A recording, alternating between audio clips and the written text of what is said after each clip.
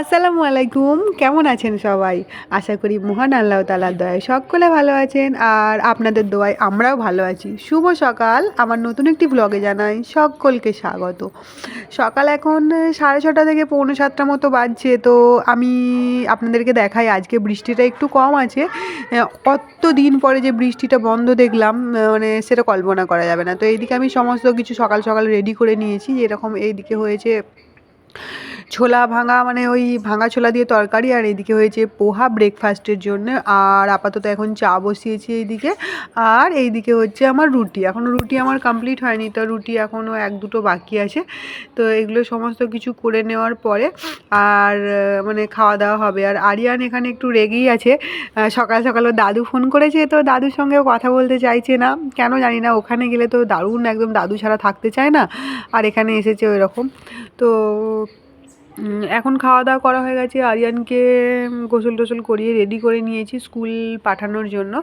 আর আমি আমার মানে গেটের সামনে এসে দাঁড়িয়ে আছি। একটু আগে করে দাঁড়াতে হয়, আর একটু আগে করে দাঁড়ালে কি হয়, এখানে বাসটা ধরা যায়, তো একটু সুবিধা হয়।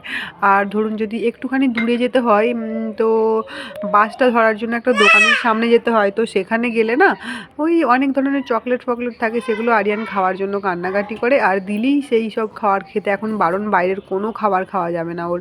কিন্তু ও কি শুনছে, একটা আধটা তো খেয়েই নিচ্ছে। তো বাস এসে গেছে গল্প করতে করতে আপনাদের সঙ্গে। এই দেখুন বাসে চেপেও গেল ও। আর চাপিয়ে দেওয়ার নামিয়ে দেওয়ার লোক থাকে, কোনো টেনশন থাকে না। আর বাসের সিঁড়িগুলো একদম নিচুতে নিচুতে, কোনো চাপ থাকে না।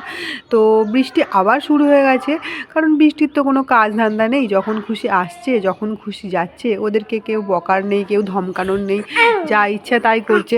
তো আমি এই সুযোগে আরিয়ান নেই, সমস্ত কাজকর্ম চটপট করে সেরে নিই। আর সেরে নিয়ে 12টা থেকে 12:30 থেকে 1:45-র মধ্যে ও চলে আসবে। তো আমি রাস্তায় চলে এসেছি ওকে আনার জন্য। আবার বৃষ্টি ছেড়ে রোদ বেরিয়েছিল হালকা, তো সেই জন্য রাস্তাঘাট দেখুন কি সুন্দর শুকিয়ে গেছে না? তো এরকম রোদ বৃষ্টি হলে তো ভালোই লাগে, বলুন? যে কন্টিনিউ বৃষ্টি হলে কি কোনো মানুষের ভালো লাগে? তো ওই দেখুন বাসটা চলে এসেছে। ওখানে একজন সামনের বাড়ির 2টো মেয়ে যায়, একটা তো একদম হেলদি গুবলু গুবলু, আর একটা রোগা পিকটি পাড়া আরিয়ানের মতো। তো বাসটা এবার আমার বাড়ির সামনে এসে দাঁড়াবে, কারণ এখানে আমার সোনাটা নামবে বলে। তো আমি অনেকক্ষণ আগে থেকেই দাঁড়িয়ে থাকি, জানেন, ঘরে একা একা থাকতে ভালো লাগে না, মনে হয় কখন আরিয়ান আসবে। কাজ টাজ হয়ে যায় তো, আর মনটা মানে স্থির হয় না। কাজ টাজ হওয়ার আগে মনে হয় একটু পরে এলে ভালো হয়, একটু পরে এলে ভালো হয়। তো ওই দেখুন আসছে আমার রাজকুমার, চলে এসেছে। আর এই দাদাটাকে আজকে ফার্স্ট দেখলাম, অন্য একটা আঙ্কেল থাকে, তো দাদাটা নামিয়ে দিল কোলে করে। আর ওকে বলছি যে মানে কী হয়েছে তোর, ওয়াটার বোতলটা কই? তোর তো গলায় ঝোলানো থাকে। ও বলছে ব্যাগে রাখা আছে। তো আর খেয়েছে নাকি আমি জিজ্ঞাসা করছিলাম, তো বললো যে হ্যাঁ ও সব খেয়ে নিয়েছে। তারপরে আমার বললাম যে দেখি মুখটা দেখি সব খেয়েছিস নাকি? তো এখন চোখ রগড়াতে ব্যস্ত আছে, মুখ দেখাবে কি? আমি গেটটা আগে থেকেই খুলে রেখেছিলাম, জানি ও লাথি সাথি মারে তো পায়ে লেগে যেতে পারে, বদমাস তো। তা ওই দেখুন সব খেয়ে নিয়েছে, দেখেছেন? সব একদম কি সুন্দর করে খেয়ে নিয়েছে। তা আমি ওর হাত ধরে ধরে যাচ্ছি, একদম খুব খুশি ছেলে আমার। স্কুল থেকে বাড়ি চলে এসেছে, একদম অনেক বড় কাজ করে নিয়েছে। জানেন আজকে যাওয়ার সময় একটু গাটা গরম গরম ছিল, তো আমি ভাবলাম যে একটু ওষুধ খাইয়ে দিয়ে পাঠাই। তো ওষুধ খাইয়ে দিয়ে পাঠিয়েছি। আর এখন অতটা মানে গরম নেই, কিন্তু আমার ভয় লাগছিলো স্কুলে যদি কিছু জ্বর টর আসে, তো কী করা যাবে। আর জ্বর টর এলে ও দাঁড়িয়ে দাঁড়িয়ে বদমাইশি করছে, জুতো খুলছে। জুতো খোলার জন্য হাত লাগাবে না, পায়ে করেই জুতো খুলে নেবে, মানে এত শক্তিশালী ছেলে হয়ে গেছে একদম। তো দরজা খুলে দিলাম। এবার মহারাজা ঘরের ভিতরে যাচ্ছে, যে ব্যাগ ট্যাগ ছুঁড়ে ফেলবে আমি জানি। এই দেখুন ব্যাগ খুলে ওখানেই ফেলে দেবে, ফেলে দিয়ে এই ফেলে দিল দেখলেন? এবার বদমাস, তোকে বলছি যে ব্যাগটা নিয়ে আয়, তোর টিফিনটা বের করে দেখি তুই খেয়েছিস না খাসনি। কিন্তু ও আমাকে বলেছে যে ও পুরো খেয়ে নিয়েছে, সেটা আমাকে ও বলেছে। তো আমার সঙ্গে এখন একটু বদমাইশি করছে, দুষ্টুমি করছে।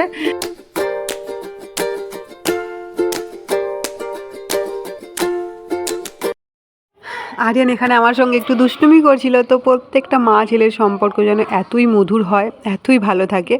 তো আজকে বৃষ্টি বৃষ্টি ওয়েদার, ভাবলাম একটু খিচুড়ি বানানো যাক। খিচুড়ি বানানো একদম জমে যায় না? তো খিচুড়ি কার কার খেতে ভালো লাগে কমেন্টে জানাবেন, হ্যাঁ। আর আজকে আমি গোবিন্দভোগ চালের খিচুড়ি বানাবো।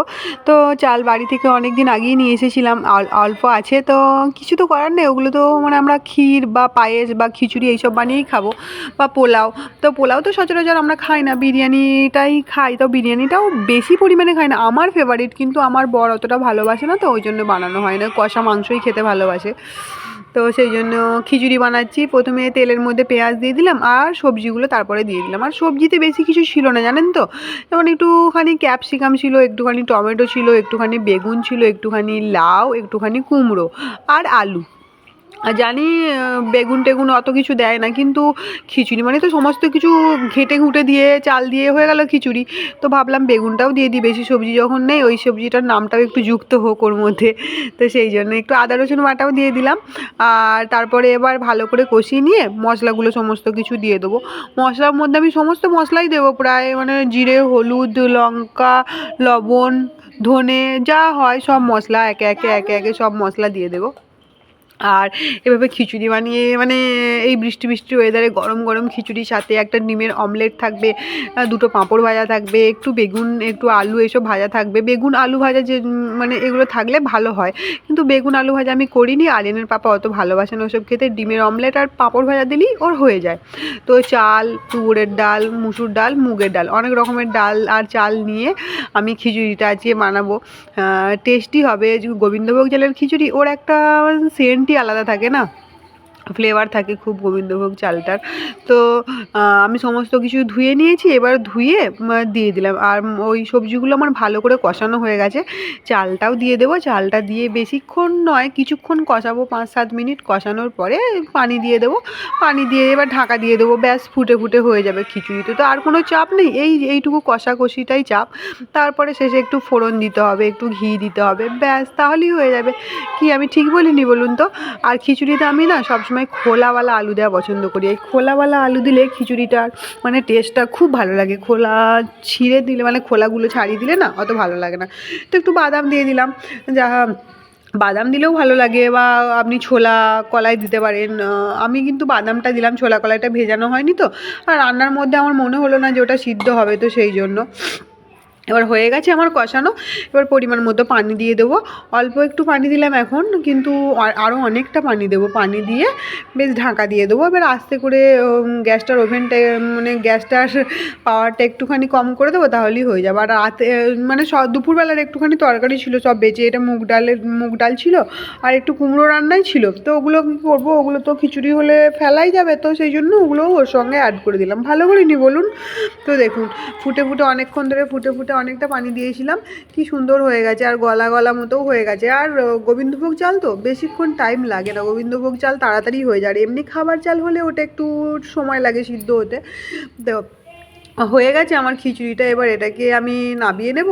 নাবিয়ে নেওয়ার পরে এটাতে আমি তারকাগুলো যা দেবো সেই তারকাটা লাগিয়ে নেব। তো আমি ভাবছিলাম কীভাবে নামাই, কারণ এখানে তো মানে মোবাইলটা লাগানো আছে, ভিডিও হচ্ছে, তো ভাবলাম ভালো করে নামাই, মোবাইলটা আবার পড়ে যায় না, তাহলেই সর্বনাশ হয়ে যাবে আমার। তো এবার আমি এই ছোট্ট চামচটার মধ্যে সরষের তেল দেবো। সরষের তেল দেওয়ার পর একটু জিরে দেবো, একটু লঙ্কা দেবো, আর খিচুড়িতে দিয়ে দেবো। বেশ সুন্দর গন্ধ বেরোয় জানেন এটা থেকে। আর এটা যদি না দেন তাহলে ভালো লাগে না। অবশ্যই মানে খাওয়া কেন হবে না, সমস্ত কিছুই খাওয়া হয়ে যাবে বলুন। আমরা মানুষ, আমরা তো সবই খাই, সর্বভূক প্রাণীর মতো হয়ে গেছি আমরা। তো যা দেবে তাই খাই আমরা। তো সেই জন্যে কী বলবো, সর্বভূক প্রাণী আমরা। তো যা পাই সেটাই খেয়ে নিই এখন। খাবার জ্বালায়, পেটের জ্বালায় মানুষ যা পায় তাই খায় এখন। তো আমি এভাবে খিচুড়িটা বানালে এভাবেই খাওয়া হয়ে যেত যদি আমি ফোড়নটা না দিতাম।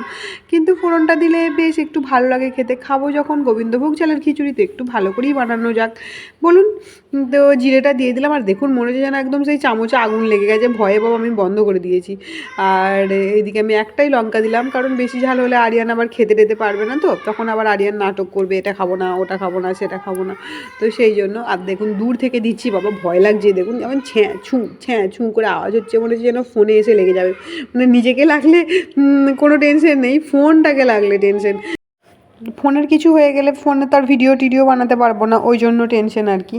তো খিচুড়ি বানানো আমার প্রায় হয়ে গেছে, সমস্ত কিছুই হয়ে গেছে, তারকা লাগিয়ে নিয়েছি। আবার এবারে একটু ঘি দেওয়ার পালা। ঘিটা না দিলে ঠিক ঘি ঘি মানে গন্ধটা না হলে হয় না। আর যদি আপনি ঘিটা মানে সেই রান্না করার সময় দেন, তাহলে কি বলুন তো, ঘিয়ের গন্ধটাই চলে যাবে, তাহলে ভালো লাগবে না।